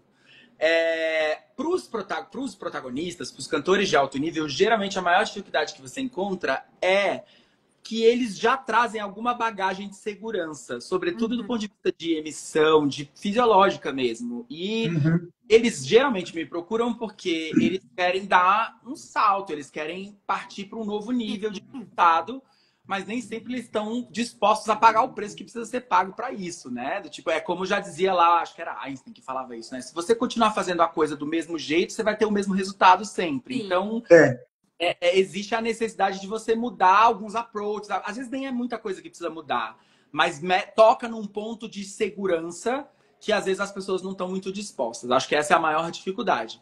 Apesar disso, geralmente a galera topa porque o resultado também não demora muito para aparecer. Então, as pessoas sentem logo a mudança e percebem que elas estão chegando mais perto do que elas queriam. Então, que legal. Mexe, o bom que você falou de uma forma que a gente não espera, né? Geralmente, quando a gente trata de um artista que já tem um nível, né? A gente acha que vai mexer muito com a parte do ego. E nem sempre é o ego. Às vezes é só aquela segurança que ele chegou a conquistar e tem medo de... né? Tô cantando bem já, vou manter assim. Mas que eu tento e perco o pouco que eu tenho. Um passinho pra sempre melhorar. Exato. Gente, não existe essa história de artista confiante. Não existe. Isso é mentira. Isso é a coisa linda que eles colocam, que a gente acha que eles são, tipo, cheios de si. Muito... Quanto mais cheio de si, quanto mais for, pode ter certeza que a insegurança está no mesmo nível, assim, entendeu? Todos nós fomos nesse lugar. Então, acho que admitir isso, inclusive, é um excelente ponto, né? Inclusive, no Hairspray aconteceu um pouco isso, porque eu nunca tinha tido eu nunca tinha regido uma grande orquestra com um grande musical. Então é aquela história, o diretor musical ele tá concebendo o show, o maestro está lá regendo o show. E aí, a ideia, inclusive, não era que eu fosse que eu regesse o Hairspray. A gente criou uma maestrina maravilhosa, Cláudia Eliseu, que se tornou uma grande amiga. Foi tipo assim, o meu presente de 2024 foi ter conhecido a Cláudia, ter trabalhado o ano inteiro com ela. E aí ela falou, olha, a gente precisa eu preciso de um cover, porque pode ser que tenha momentos em que eu não possa estar e tal, que não sei o quê. E eu falei, quem que a gente vai colocar? Aí ela, você. Aí eu falei assim, Nossa! não. Ela falou, não, você vai conseguir, você sabe, tal, não sei o quê. E aí eu comecei a perceber que eu dando um ensaio no Hairspray, comecei a falar assim, gente, minha leitura tá melhor do que eu achava que tava. Eu tô conseguindo acompanhar isso aqui bem e tal, que não sei o quê. Resultado, topei o desafio. E aí falei, mas aí você vai me ajudar, a gente vai conversar sobre isso. Ela, pode deixar. E aí, inclusive, fui para os ensaios da orquestra no Rio, porque boa parte da orquestra no Rio de Janeiro era do próprio Rio. Então, ela foi mais cedo, começou a ensaiar, depois eu fui, depois o elenco chegou. E aí, quando entramos no teatro, era aquele desespero enorme de fazer teste de microfone, fazer a coisa toda acontecer. Então, ela estava no fosso, eu estava na plateia, escutando o show. Estreamos o show quinta-feira, sexta-feira foi melhor. Quando foi no sábado, eu falei assim, bom, agora que tá chegando perto do som que eu quero, eu vou assistir essa primeira sessão no fosso, só para poder eu ver como é que estão as coisas lá embaixo e tal. Coloquei um foninho, fui lá assistir. E aí eu olho pra Cláudia regendo, ela tá com a cabeça baixa, regendo, sentada. Aí deu um intervalo lá de música, eu falei, o que aconteceu? Ela falou, cara, eu tô com uma febre, eu encostei nela, ela tava, sei lá, muito quente. Nossa! Tô passando mal e tal. Eu falei, tá, você consegue terminar esse show para eu poder terminar de ver as mudanças que eu não tinha visto ainda, que vai acontecer. Acontece muita mudança nesse período de teatro, porque, sei lá, às vezes é um cenário que demora um pouco mais para entrar, você tem que aumentar um pouco, então e eu não tava acompanhando nada disso porque eu tava lá fora. Sim. Aí ela terminou, tomou remédio e tudo, mas não tava melhor. Eu falei, pode deixar que eu assumo. E aí foi assim que eu estreiei. Ela já tinha uma data no final do mês de julho, eu ia ter muito tempo para preparar isso, mas aí foi isso. Foi assim, na loucura, e foi um desespero e uma delícia ao mesmo tempo, assim. Então, eu tava muito inseguro, mas a orquestra me deu super força e tal, e a gente conseguiu fazer. E aí eu peguei muito gosto, assim, amei fazer. E aí, enfim, em São Paulo, ela teve uns finais de semana que ela não tinha como vir. E aí eu assumi, foi muito gostoso reger. E foi uma insegurança que eu venci, assim, né? Então hoje eu já tô, tipo, disposto a fazer se precisar, assim. Pô, eu acho isso muito bacana quando se trabalha em equipe sem choques de ego, sabe? Tipo, olha, não vou poder fazer, você faz. Porque isso faz diferença para tocar um projeto, né? Com certeza. Faz com que todos cresçam, né, também. E essa é uma filosofia nossa, né? Tipo assim, somos 4 sócios que viemos do lugar onde as pessoas, vamos dizer que nós éramos chefes, estavam vindo. Então a gente sabia muito o sofrimento que às vezes o artista passa na mão de um produtor que não conhece, que não entende. Então a gente instituiu muitas filosofias que a gente ficou nelas até o fim. E uma delas era essa, do tipo, de ter sempre um ambiente de trabalho muito fluido, gostoso. Isso é bom. Pessoas nesse sentido, assim. E quando as pessoas, por algum motivo, acabavam se desviando um pouco, a gente sempre teve o laço muito apertado nesse sentido de não deixar sair desse lugar, de ser sempre um ambiente de bom convívio, ninguém ser grosso com ninguém, porque a gente conhece muitas histórias, né, de muitos diretores, muitos produtores que às vezes tratam os atores com um distrato, uma grosseria que não tem nenhuma justificativa, em nenhuma hipótese pode se justificar isso. Então a gente não deixou isso acontecer, isso a gente se orgulha de dizer. Legal. Parabéns. Parabéns. Parabéns. Isso é muito importante. Meu, antes da Bia fazer a outra pergunta do Ed aqui, Bia, vou só fazer uma perguntinha um pouco mais descontraída. Ô, Rafa, foram bastante tempo de Hairspray emplacando, certo? Então vocês tiveram muitas histórias junto. Eu queria saber se tem alguma história inusitada que aconteceu nos bastidores, algo antes do show, alguma coisa engraçada que aconteceu. À vontade pra você contar. Queremos saber os podres engraçados. Cara, a gente deu algumas ratas, assim, do tipo, teve uma vez que a gente tava na praia, inclusive a gente só precisava descansar um pouco. E aí pegamos um Airbnb em Juqueí, fomos pra lá, 3 dias só. Dos 3 dias, 2 choveram. Então a gente Caramba! ficou dentro da casa. E aí a gente tava num jeito super tranquilo, assim. E, tipo, tomando caipirinha e tal, que não sei o quê. E aí chega uma mensagem do Thiago. O Thiago não tava com a gente. Chega uma mensagem, aí, vamos entrar? Era uma reunião de patrocínio. Meu Deus! Esquecido. Completo. E aí a gente não estava extremamente alcoolizado, mas estava um pouco, tipo, fora do nosso normal, assim. E aí não tinha o que fazer, teve que entrar na reunião desse jeito, tentando se portar do melhor jeito, mais normal possível, respirando fundo. E aí deu tudo certo no final, mas foi um pouco ali pra ficar, tipo, bem. Foi muito louco. Meu Deus, que Isso, desespero! isso lembra muito a primeira vez que a gente bebe, chega em casa e os pais não podem saber. Exatamente. Que a gente... O olho tá estralando, olhando para outro lado. Não, Cara, assim, foi tudo bem essa noite, pai. Tá tranquilo.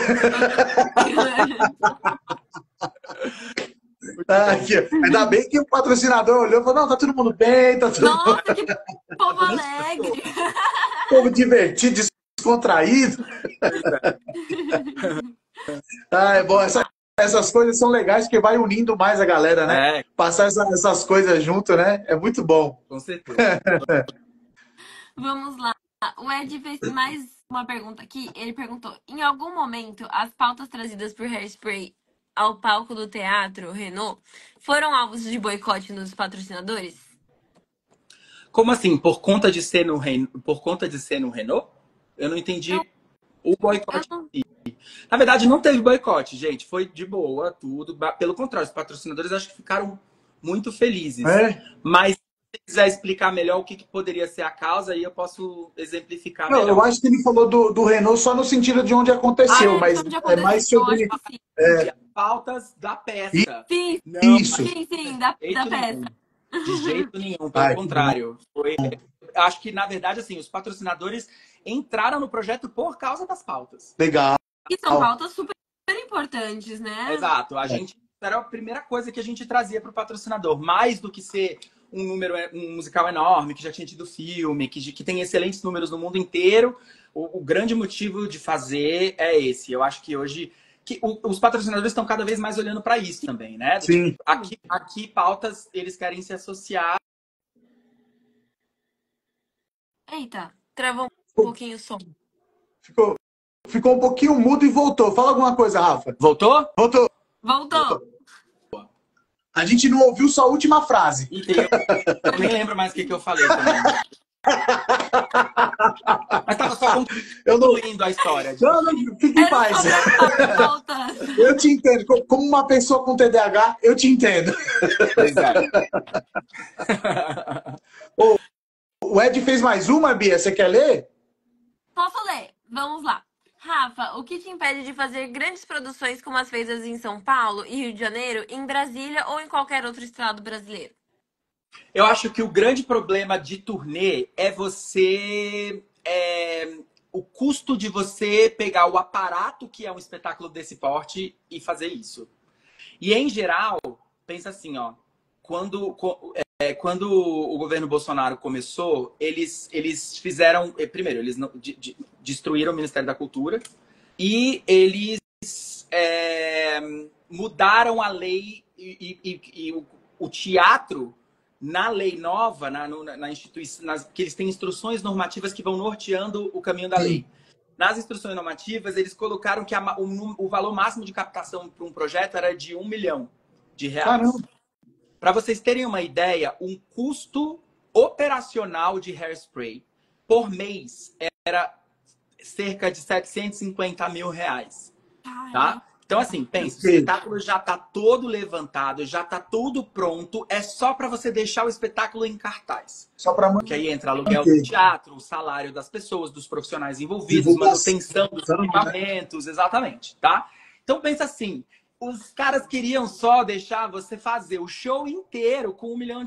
Ou seja, Não tem como. você não consegue nem levantar um show desse tamanho com R$ 1 milhão. Aí os produtores de musical se reuniram, conseguiram fazer um lobby forte lá e conseguiram elevar esse valor para 10 milhões, se eu não me engano. 8 milhões, depois foi para 10 milhões, um negócio assim.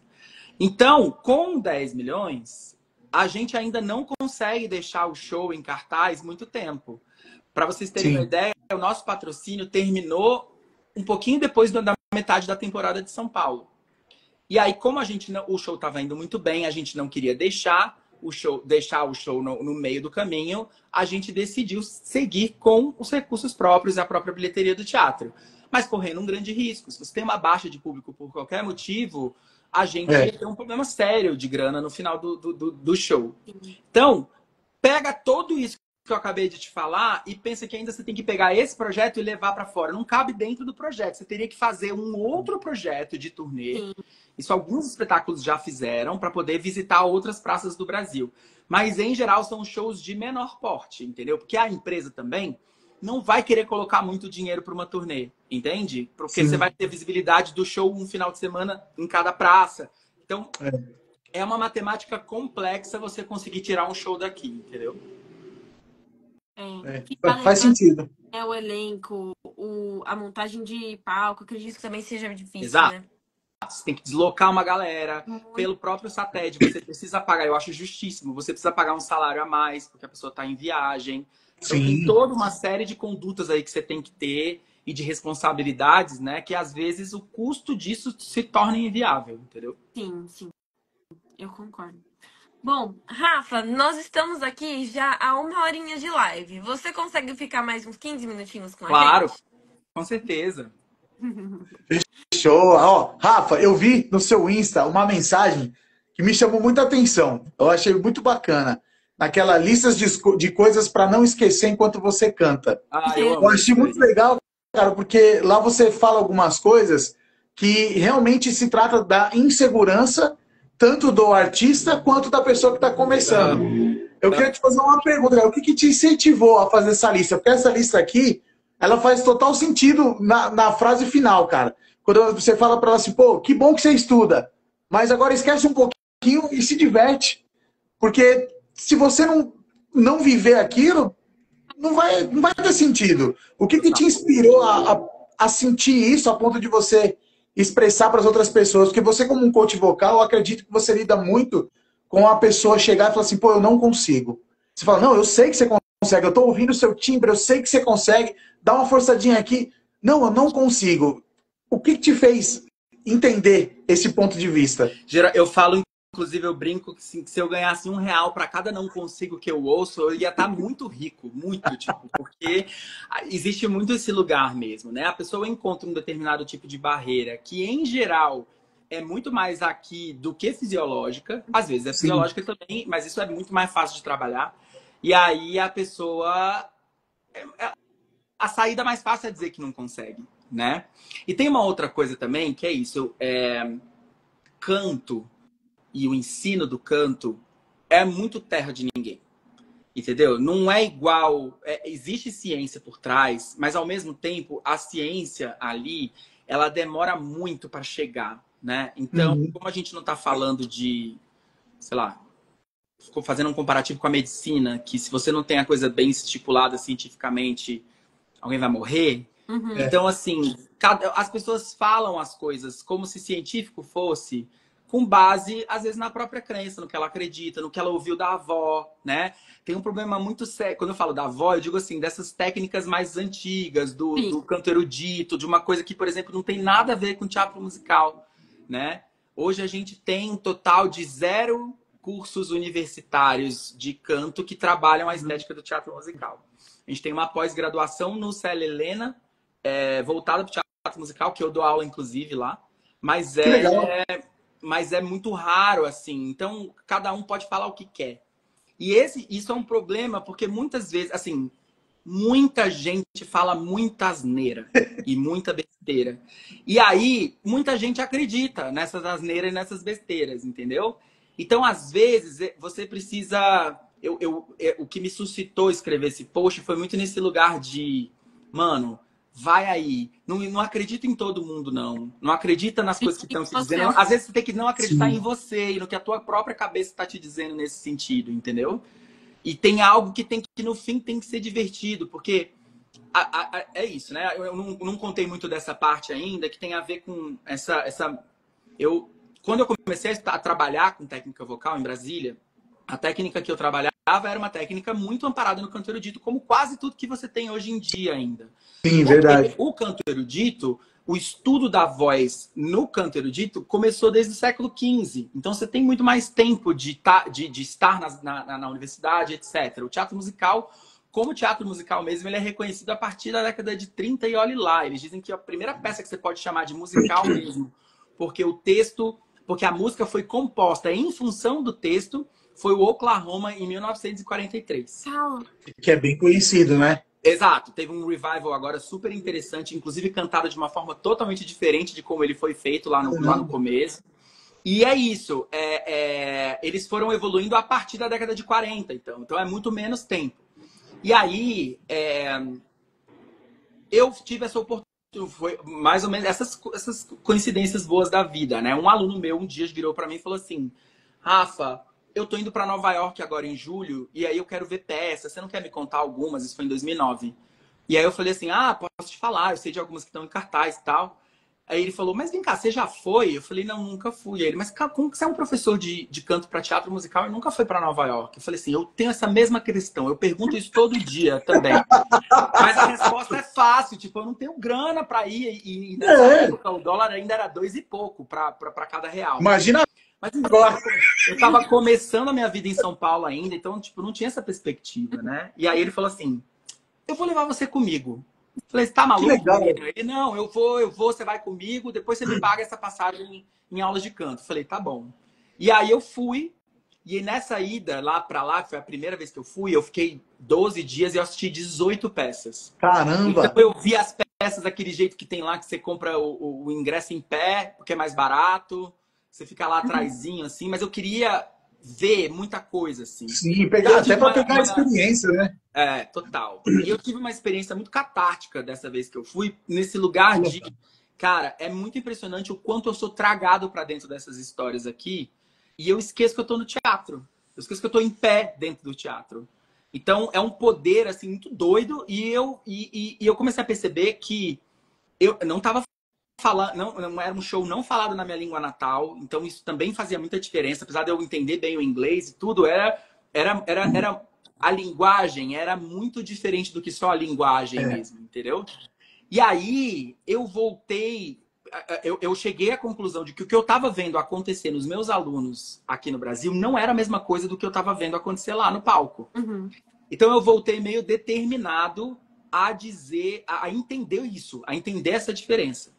E aí, fui atrás de um médico que eu tinha acabado de conhecer, que é o Dr. Reinaldo Yazaki. Hoje ele é muito conhecido aí no meio dos musicais e dos grandes cantores. É médico. Foi ele que, inclusive, eu sempre conto essa história, foi ele que cancelou o show do Shawn Mendes quando teve aqui em São Paulo. Não sei se vocês lembram, teve um dos shows do Shawn Mendes foi cancelado porque o Shawn Mendes estava com uma laringite, passou lá com ele. Caramba. E aí o doutor falou, se eu deixar você fazer o show hoje, o resto da sua turnê tá comprometida. Você pode se machucar e tal. Fora que pode ter um risco permanente, né? E aí, enfim, eu sei, ele falou, eu sei que é muito frustrante, muito ruim pra galera, mas é o que a gente pode fazer.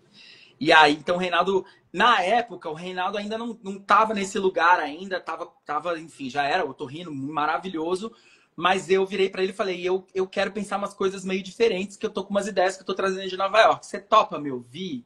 E ele topou. Ele e a Adriana Bezerra também, a Fono, que viramos um time. Nós 3 trabalhamos juntos até hoje, temos uma relação muito bacana. Muito nesse lugar de testar e treinar coisas diferentes, mas com o amparo de profissionais da saúde. Sim. Que aí eu sabia que eu não ia prejudicar ninguém, ou seja, eu levava minhas ideias malucas primeiro para eles, para depois testar nos meus alunos, né? E aí foi muito louco, porque, sei lá, processos que às vezes demorava 6 meses para conquistar com um aluno, eu passei a demorar 1 mês. Então a coisa ficou muito otimizada e é muito dentro dessa lógica de entender o que o americano faz, para que eu faça no meu corpo e cante em português como um bom brasileiro canta. Não é imitar o que o americano faz, mas porque é isso, né? O rock, o pop, o teatro musical, tudo isso nasceu em países de língua inglesa, né? Sim. E esses caras não são os grandes reis da cultura, não estou dizendo isso, mas eles têm um corpo mais predisposto a fazer isso acontecer. Sim. Da mesma forma que o brasileiro é bom de canto erudito, ou o italiano é muito bom de canto erudito. Então, assim, o ator brasileiro que quer fazer musical, ele precisa mudar um pouco esse approach do erudito para ele poder conseguir ter um resultado bom. E a partir daí, eu comecei a mudar minha técnica, mudar meu jeito de trabalhar e, de alguma maneira, fundei uma nova técnica, um novo approach aí de olhar para o canto. E que, de alguma maneira, é isso. Tem muito a ver com a sua autenticidade. Porque o que eu comecei a perceber é que não é só sobre você cantar bem. Pelo contrário. Quando uma banca de musical gosta do cara que ela tá vendo, ela não gosta do cara em si. Ela gosta da verdade que ele tá apresentando. Entendeu? Então, assim, se ele tem o mínimo de técnica e dá conta de fazer aquilo bem, resolveu. Né? A gente, inclusive, agora aqui na Motivo, está fazendo um programa muito voltado para atores e bailarinos do Brasil. Então, a gente está fazendo um programa totalmente online, mas focado para ator e bailarino. Por quê? Porque o que a gente está falando é, cara, você quer fazer musical? Massa. Deixa eu te contar uma coisa. Você não consegue fazer musical se você não cantar minimamente. Então, às vezes, você já é um bom bailarino, já é um bom ator, mas você tem que cantar, porque musical, a premissa é que tem música. Então, a gente está focando nessas pessoas... Pois é, para que as pessoas possam ter mais acesso às audições e etc. nesse sentido. Então, no fim, para terminar essa volta enorme que eu dei, no fim, o post era sobre isso. Era sobre, cara, precisa de técnica, mas precisa ter você ali, precisa ter verdade, precisa ter muito mais do que você acertar uma nota ou qualquer coisa assim. Eu tenho, inclusive, uma coisa que às vezes eu falo, o aluno chega e fala, desafinei. Você acha que eu fiquei feliz ou triste com isso?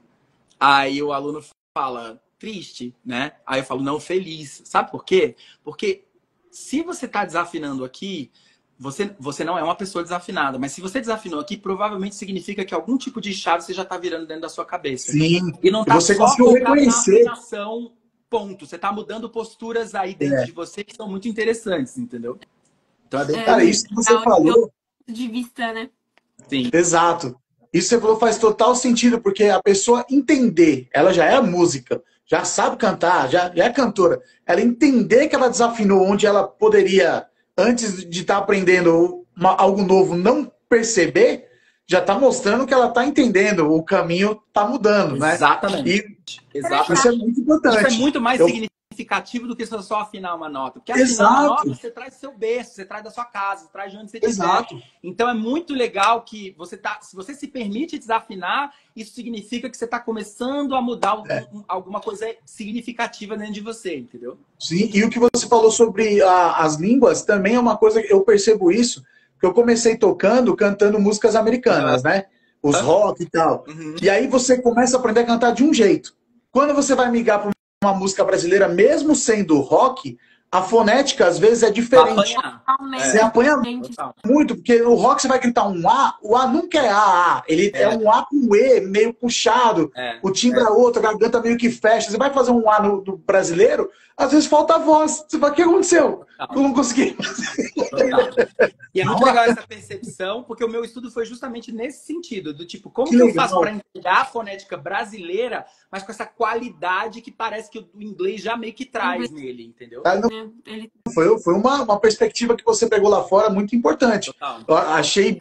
Você foi lá, você tirou o atraso das peças que você não viu, já viu 18 em 12 dias, mas é aquilo. É a importância da experiência empírica, né? Você estar presente, poder, como eu posso dizer, mergulhar de cabeça, né? E você só sente isso no ao vivo mesmo, por mais microfonado que eles estejam, quando você vê no vídeo não é a mesma coisa. Faz muita diferença você estar lá vendo. Né? É igual música de MP3 e música de vinil. Você sempre perde alguma coisa no MP3, cara. Não adianta. Total. É diferente. Pois é. Rafa, eu estava super ansiosa para você entrar nesse quesito que você falou de assistir os 18 espetáculos em Nova York. Eu estava super ansiosa nessa questão. E eu ia perguntar como que foi isso? Como que foi essa experiência de estar lá? Como foi? Cara, foi muito bom. Tipo, estar lá é genial. E aí, depois de alguns anos, em 2012 eu voltei lá. Eu voltei, na real, eu voltei todos os anos depois, né? Até 2019. Depois nunca mais eu voltei, porque aí veio a pandemia e o dólar disparou e aí ficou muito difícil viajar para fora. Mas assim, eu voltei muitas vezes lá. E aí em 2012 foi muito bacana, porque eu voltei com um programa da Foract, que era uma escola que eu trabalhava aqui em São Paulo, e que tinha esse programa de levar os alunos para lá para fazer aula com renomados professores e atores de lá. Então, eu tive muita troca com eles, e aí muitas dessas minhas questões ainda foram se comprovando mais, assim, né? Então, inclusive sobre a própria lógica de composição, por exemplo, eu lembro de ter ido assistir um... Eu nem sabia direito para onde eu estava indo. Eu fui com um amigo meu produtor, ele falou, vamos ali. Eu falei, ali aonde? E aí nós fomos pro Brooklyn, um apartamento, eu cheguei a me oferecer uma taça de vinho, eu falei, vamos ver o que é isso aqui. E aí... Vamos me dar uma noite Cinderela. Começou a contar a história da peça, e aí depois eu fui entendendo. Eles estavam mostrando a peça pra gente, meio pra gente dar a nossa opinião, assim. Tipo, nossa, que demais! Não existia ainda. Esse meu amigo é produtor, ele produz no Brasil e produz lá fora. Então eles queriam mostrar pra ele, pra ver se ele não tinha interesse de investir na peça. E aí o diretor musical tocando violão e cantando as músicas da peça. Então foi muito, muito doido, assim, essa experiência. Cara, e aí eu tava conversando com ele e tal, sobre a linguagem do musical e o quanto que eles foram entendendo que existe uma certa fórmula para você seguir no musical. E que você geralmente se segue, qualquer história que você enfia nessa fórmula, ela vai funcionar. legal. Ou você pode até, de alguma maneira, não seguir a fórmula, estando consciente dela, você também consegue fazer coisas muito interessantes. E esse cara me falou assim, cara, eu sou do pop, o meu negócio é pop. Eu fiz faculdade de musical, mas eu sou do pop. Então, desde que eu saí da faculdade, ele falou, sabe quantas horas de musical eu escuto por ano? Eu falei, muitas. Ele falou, não, eu escuto umas 6, 8 horas de musical. E aí, qual é o ponto dele? Ele falou, eu escuto pop, eu gosto de ouvir pop, porque a fórmula do musical eu já conheço. Então, eu pego a minha linguagem do pop e expresso dentro dessa fórmula e faço isso daí acontecer. Então, é muito, tipo assim, mind-blowing, assim, de coisas muito legais de ouvir as pessoas lá nos Estados Unidos falando sobre isso e trazendo para cá para poder trazer para nossa lógica, para nossa linguagem, para os musicais brasileiros, para tudo isso, né? Cara, que demais, cara. É bom que você teve uma experiência intimista, né? Onde o cara pode, tipo assim, explicar nas palavras deles, que eu acho que não tem explicação melhor você explicar algo para alguém além das suas palavras, da sua experiência, né? Sim. Quando que eu ia imaginar que era possível trazer o pop para um musical? Sim. Sabe? Na minha cabeça, o musical ele é retilíneo, ele tem tipo, ó, é isso aqui. É, total. Não é? Tipo, é muito louco isso, cara. Que da hora. Muito legal. Muito bom. Gostei de saber disso aí. Isso aí foi uma coisa, ó, explodiu. Pois é. Total. Bia, tem mais alguma pergunta do Ed para fazer pro Rafa? Não, agora eu acho que já fizemos todas que ele perguntou aqui. Deixa eu ver também, porque o meu comentário aqui ele vai subindo. O meu também. Ele se perde. Deixa eu ver aqui. Eu acho que eu passei uma do Ed. Deixa eu ver se a gente já fez essa, Bia. Peraí. Achei. Aqui, ó. Essa aqui a gente já fez. Depois de ter realizado uma produção tão grandiosa quanto o Hairspray e ter gerado emprego para tanta gente durante toda uma temporada, qual grande obra do teatro musical você ainda sonha poder realizar? Ai, pra mim não apareceu essa. Nossa. Acontece. O Insta tá meio bugado. Eu acho que tô um pouco travadinho. Não apareceu pra mim. Gostei muito dessa. Achei muito legal. Cara, difícil, porque assim, eu tenho muitas coisas que eu quero fazer ainda, mas tem uma especificamente que eu amaria produzir. Nem sei se já tem algum brasileiro atrás dela, deve ter. Mas tem uma peça que ganhou Tony, acho que tem uns 2 anos, 3. Acho que tem mais, porque eu vi essa peça lá em Nova York. Acho que ele ganhou o Tony de 2019, que chama Hadestown. Caramba! E essa peça, ela conta a história. O conto, né, ela é baseada no conto, não, na... Gente, como chama isso? Na tragédia grega de Eurídice e Orfeu. Então é sobre a ida, a descida de Eurídice, depois a saga de Orfeu indo até o inferno. Nossa, salvar Eurídice e tal. Essa história é linda, cara. Pois é, agora pensa isso num ambiente meio noir, assim, meio década de 20, com a orquestra toda no palco. E os caras... cara, é genial essa peça, é muito boa. E o fato deles trazerem uma música super contemporânea, que se passa numa época meio não tem uma época muito certa, mas tem esse visual meio dos anos 20, contando uma tragédia Sim. grega. Então, assim, é uma sopa que deu muito certo ali. É muito bacana. Eu amaria trabalhar com esse show. Você escolheu uma peça incrível, imagina, Pois porque é. esse conto do Orfeu, ele é tão famoso. É claro que, tipo, a gente até no Cavaleiros do Zodíaco ele aparece na saga de Hades, o Cavaleiro de Orfeu e tal. Sim. É uma coisa que, tipo, eu adoro mitos gregos, eu leio desde a quinta série. Então, tipo, são mitos que te fazem viajar na premissa do místico, né? Total. Você não imagina que você vai pro inferno e lá você tem 7 prisões diferentes, juízes e diálogos, e o cara que te leva de barco. E aí, cara, é muito louco.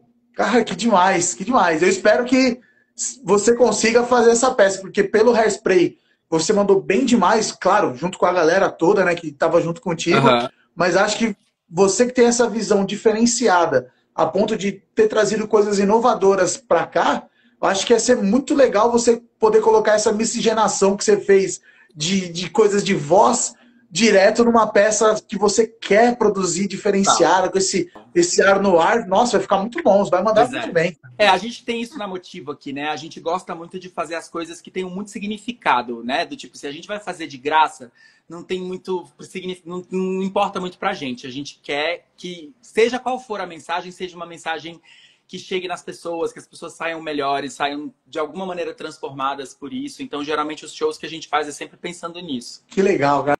É por isso que dá certo. É por isso que dá certo. Eu acho também, eu concordo. Ó, muito legal. Obrigado mesmo, cara, pela conversa. Vou fazer mais uma pergunta antes da Bia falar das diretrizes. O Elton mandou uma perguntinha de última hora. Como apareceu, vou ter que te fazer. Não tem problema, manda bala. Ó, ele perguntou o seguinte, Rafa. Já pensou em trazer o The Greatest Show? Cara, The Greatest Show é uma questão. Porque não é um musical. É um filme. Certo. Então, assim, pro americano deixar você pegar The Greatest Showman e transformar ele num espetáculo, essa possibilidade é praticamente nula, entendeu? Não existe. Ele não vai deixar você criar isso daí, entendeu? Porque é uma premissa diferente, né? Você sai do filme e aí os caras tem muito aquele aspecto, você vai mexer na minha obra, ela não foi feita para isso. Tem demais. Tanto que no Hairspray a gente fez mudanças importantes no final da peça, porque sobretudo em relação ao racismo, o final da peça não tinha um acabamento tão bacana, que precisava ser atualizado. E aí é isso, quando você assina o contrato, você doa sua vida lá pro cara, e inclusive todas as suas ideias, né? Então, tipo, e aí no fim foi muito difícil a gente convencer os autores, mas a gente conseguiu fazer a alteração que a gente queria. Então é isso, legal. o cara liberar isso, e assim, eu acho que essa ideia é muito boa. Esse filme, ele tem tudo a ver com musical, então ele provavelmente ele vai virar um filme, ou vai virar uma peça, né? Só que vai ter que virar a peça primeiro, aí ela vai existir lá fora, e aí depois a gente pode comprar e licenciar aqui pro Brasil, entendeu? Eu imaginei que a premissa era primeiro produzir no solo em que ele foi criado, né? Eles são bem conservadores, assim, nesse sentido, bem nacionalistas. É difícil quando tem essa questão de ser do país. Total. E, Rafa, tem algum conselho que você daria para alguém que está começando assim na área? Cara, eu acho que o maior conselho que eu posso dar hoje, que é algo que eu vivi muito na minha pele, e eu acho que as pessoas precisam ter essa consciência, é de que não dá, como qualquer tipo de empreendedor no nosso país, acho que em qualquer país, não dá para você ficar focado numa coisa só. Então, essa coisa de, meu sonho é fazer musical, que legal, corre atrás do seu sonho, mas corre atrás de outros sonhos também. Corre atrás, entendeu? Do tipo assim, às vezes as pessoas, eu vou desistir porque eu não passo em audição nenhuma. E aí, geralmente eu tô com um aluno em aula, e aí eu pergunto, cara, mas vem cá, você tá fazendo aula porque você quer passar numa audição ou porque você quer ser um artista melhor? Porque tem muito mais a ver com isso do que com passar na audição. A audição além da audição ser uma consequência, a audição, cara, às vezes tem tantas nuances e tantas outras coisas que simplesmente não dependem de você, que você depender disso para você ser feliz e realizar um sonho talvez seja melhor você pensar de uma forma mais aberta. Sim. Ou começar a empreender o seu próprio show, ou começar a fazer, entendeu? Hoje existem maneiras de você fazer isso. Então, Sim. eu acho que eu não tô, Deus me livre, querendo quebrar o sonho de ninguém, mas eu só acho que a gente precisa expandir em vez de fechar. Assim como na técnica erudita você foca num personagem só, num estilo só de voz, tenor, contralto, não sei o quê. No musical a gente trabalha com isso aqui, a gente quer abrir. Eu quero que você consiga cantar da nota mais grave até a nota mais aguda. Então, eu acho que você também tem que ter esse conceito na vida, assim, para tudo que você for fazer, entendeu? Com toda certeza. E assim, a pessoa tem que fazer exatamente o que você comentou, que a gente comentou do seu post. Ela tem que estar fazendo aquilo com alegria, né? Total. Não adianta cada e tá vivendo uma tristeza. Tem que estar com alegria, porque acho que até com a alegria, assim, mostrando não, eu estudo, eu me dedico, eu aprendo várias coisas novas em relação a isso, então eu estou preparado. Sim. Ou já saber da sua preparação, falar, eu sei minha qualificação, né? Exato, total. É isso aí. Cara, demais. Pra quem não sabe, não viu o post, entra lá no perfil do Rafa, vê o post, porque tem mais coisas escritas. Uma delas é uma dica importantíssima para você que quer seguir seu sonho, que é aquela frase que fala: não importa se os outros falar que você não consegue. Você consegue. Você tem que saber que você consegue. É isso aí. O que os outros falam, ninguém tá na sua pele, ninguém sabe que você é capaz. Ninguém sabe seu corpo. Exatamente. E a premissa da dica que você deu de expandir os horizontes, cara, principalmente para quem quer estar no meio artístico, ela é muito importante. Porque às vezes você não está conseguindo passar naquele teste igual você falou. Ah, não estou conseguindo passar. Mas você pode tentar um teste alternativo de outra área. Exato. Você pode fazer. Você está atuando, você pode tentar uma dublagem. Você está dublando, você pode tentar uma atuação. Sim. Então, tipo, são coisas, né, que às vezes lá na frente um ajuda o outro. Exato. Um degrau galga para o outro e faz a diferença, né? Com certeza. Muito obrigado, Rafa. Obrigado mesmo por você estar aqui Imagina, com a gente na live hoje. Nossa, foi demais, cara, desprender esse tempo. A gente, abrindo a mente aqui com coisas que a gente nem imaginava, cara. Obrigado por passar esse conhecimento pra gente. Imagina. De verdade, cara. Aqui a gente, na RCQ, a gente gosta muito de quando a gente vai encerrar a live, pedir para você fazer suas considerações finais, deixar suas redes sociais. Se tiver algum projeto em andamento, quiser pedir apoio, cara, sinta-se à vontade, a casa é sua. Sinta-se à vontade. Também queremos dizer que a porta vai estar sempre aberta para você aqui. Se quiser marcar uma segunda live com a gente, nós vamos adorar, cara. Bora. Com certeza. Quanto mais a gente souber, porque aqui é assim, um tá fazendo teatro, o outro quer fazer dublagem, é todo mundo meio aqui, cara. Legal, então, legal. Tudo que vem assim pra gente fazer uma comunicação é bacana. E você é um cara que gostei demais, que é um cara humilde, um cara que conversa com a gente, aí a galera, todo mundo aí comentando, gostando, vendo a live aí. Cara, obrigado de coração. Sinta-se à vontade para suas considerações, Rafa. Gente, amei demais estar aqui com vocês. Foi muito gostoso também poder eu relembrar e às vezes parar e lembrar assim, de tanta coisa que já vivi também. É muito legal poder estar tendo essa troca com vocês.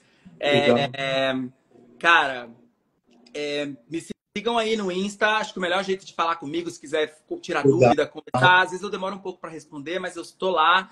_ Rafael Vilar com 2 L's, _ no fim. Tem também o Insta da Motivo, que é motivo.live. Lá vocês vão ficar sabendo de tudo que a gente está fazendo. A gente está abrindo, inclusive, essa semana agora, a gente está abrindo um curso de montagem novo, que a gente amanhã vai contar para as pessoas o que é. Então, é um espetáculo genial que a gente já viu lá fora. Não é muito conhecido aqui no Brasil e a gente vai fazer muito nessa linha do empreendimento que eu estava te falando. Então, assim, legal. Elas vão atuar, vão fazer, mas elas também vão ter muito conhecimento dentro dessa lógica do que a gente viveu no Hairspray, de como que elas podem empreender as coisas que elas querem fazer. Nossa, então vai ser um curso bem bacana. A gente vai lançar ele amanhã. Então fiquem ligados lá no Insta da Motivo que... Caramba, pegamos a live da pré-estreia, hein? Pois é, olha aí, ó. Se a gente soubesse, que quando a gente marcou, isso não tava nem não é? Foco ainda. Não, mas não tem problema. Lança, a gente faz a segunda live falando também. Maravilha. Arrasou. Obrigadão. Obrigado, cara. Obrigado mesmo. Sucesso aí na carreira, cara. Vocês mandam bem demais. E a gente quer ver esse projeto aí, cara. De repente, saindo da RT até fazer as audições. Opa, é isso aí. E ó, pra esse não precisa ter DRT, não. É só ter vontade de fazer mesmo. Porque esse é o motivo da obra. Exatamente. Só tem que fazer a audição, mas é isso. Mas quem tiver afim de fazer, pode fazer. Qual que é o endereço que a gente já vai... A gente ainda não fechou o lugar. A gente Fechou. Não fechou o lugar. A gente tá fechando a obra e ver quem é que vai querer participar. E aí Pô, legal. Mas é isso, vai estar tudo sempre lá no Insta da Motivo. Eu sempre reposto no meu também, mas se quiserem seguir lá a Motivo, vai... Não, vamos seguir, galera. Segue a Motivo lá, hein? Segue lá, vamos cair de cabeça aí que a oportunidade está sendo criada. Bora ir lá que a oportunidade do cara que é fera não é sempre que aparece, não. É isso aí, vai ser massa. Arrasou, obrigadão. Obrigado. Obrigada, Viu? Rafa. Tchau, Bia. Valeu. Tchau, Rafa. Tchau, Tchau, galera que acompanhou a gente. Brigadão. Segue o Rafa lá, segue a galera da RC. Todo mundo aqui gosta desse conteúdo, gosta de estar aqui nessas conversas esclarecedoras. Obrigado, gente. Até a próxima live, hein? Valeu, gente. Até mais. Fica com Deus. Também.